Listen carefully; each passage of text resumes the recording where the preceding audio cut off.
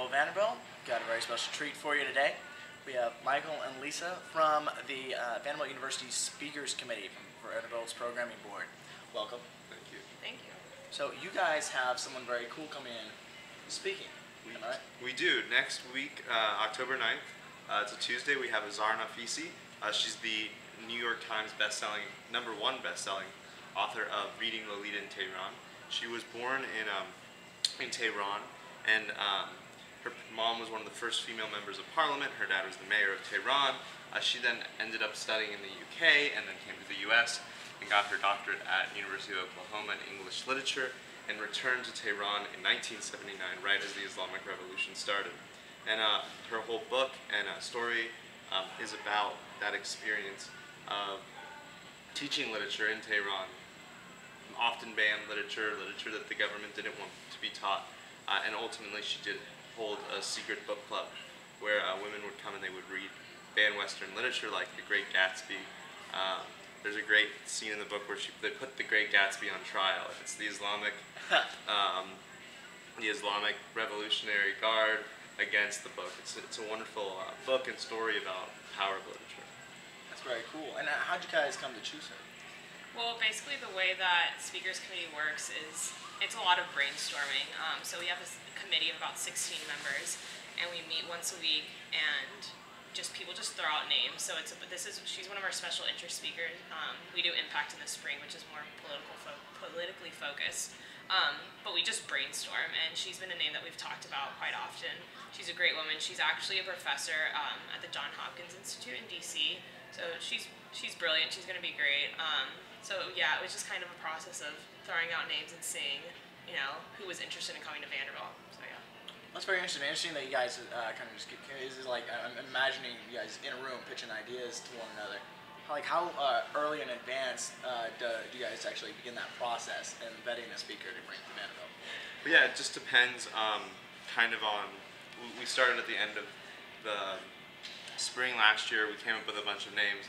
I think Azar Nafisi was kind of mentioned, and then during the summer as we were brainstorming, we sent a lot of emails out with some other names. A lot of the people couldn't come or are too expensive, or right. Just a lot of different things.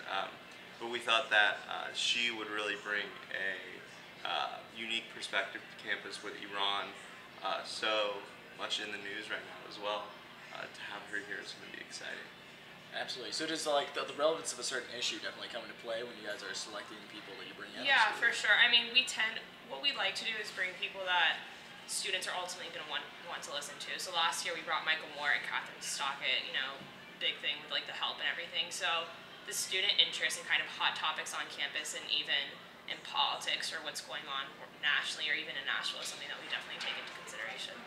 This is very cool. And when you actually get in touch with these people, how does that generally work? Do they generally have handlers that you speak through? Or? It's through speaking agencies, so they're each signed and have contracts with different speakers agencies, and you just contact the speakers agency, you get a bid, you negotiate, and get a deal.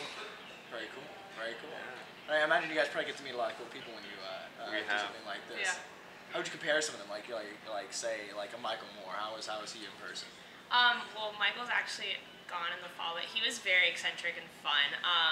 We got to meet with him before his little speaking deal that he gave in Langford. It's just great because you really think of these people as, at least I do, as these superstars that you can't really relate to. But then you sit down and talk to them, and they're just normal people that they're really interested in talking to students, getting students' perspectives. But yeah, it's a fun. I think that's one of the coolest part of speakers, just to have very intimate one-on-one conversations with these individuals. I don't know. I think that's been probably one of the coolest parts. Would you say it would be the most unique experience with one of the speakers that has been brought in, or perhaps one of your favorites, if not unique? Last year, Wesley Clark came. The General Wesley Clark came. He was out of control in terms of his personality was ridiculous. The things he was saying, I don't even know if I could say them on here. I don't know if he was talking about Hillary Clinton. He was but going further than I've ever heard anyone go. He just said whatever he wanted. It was pretty awesome. He was the funny guy. He got here and he said, John Huntsman was here, who's Mormon. He said, I've got to talk to John Huntsman. I saw the Book of Mormon on Broadway. It was so hysterical, and we were like, oh my God, this is going to be disastrous. It's going to be awesome. And And that was also cool because John Huntsman and him had so much respect for each other. They came from different sides, but they had so much respect and were so excited to be on a stage together, which was really good.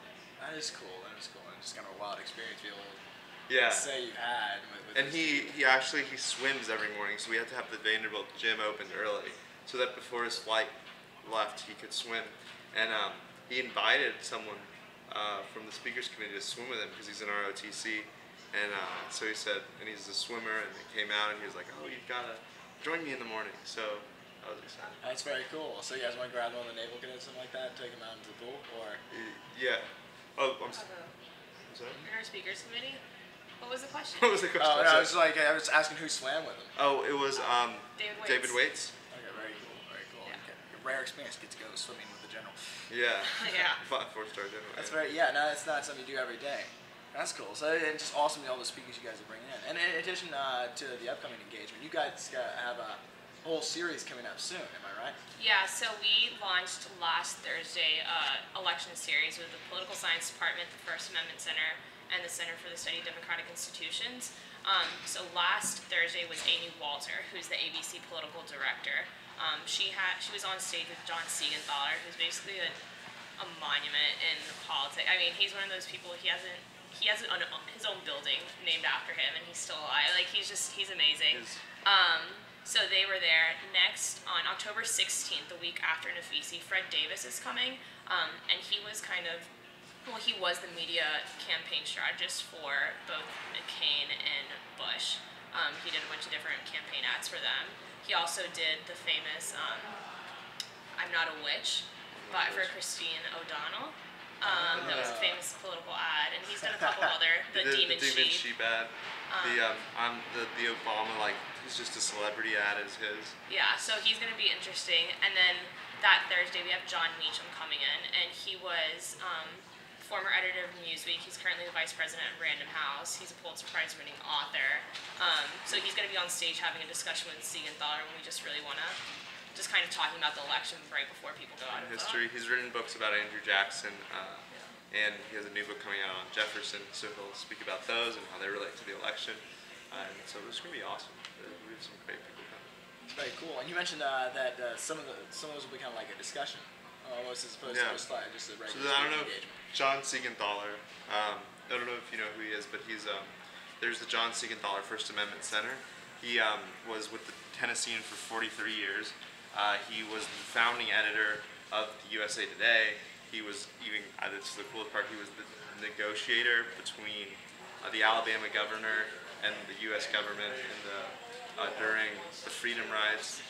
So he's a pretty impressive person, and he's doing the conversations, and he's moderating. He's 85 years old, and you'd think he was 60. It's pretty awesome.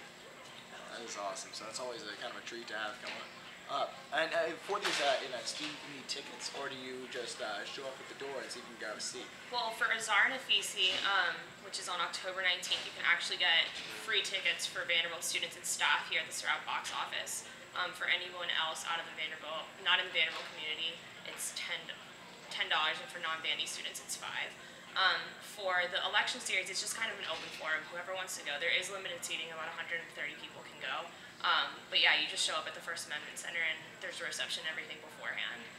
For Nafisi as well, there will be a book signing the day of at the library that people should go out to. So. Very cool. October 9th, 7 p.m., this SLC. It's going to be awesome. You can show up there and we'll find a space for you. There you go. So, Vanderbilt, you heard it here. Be there October 9th. Thank you both for coming in. Thank you.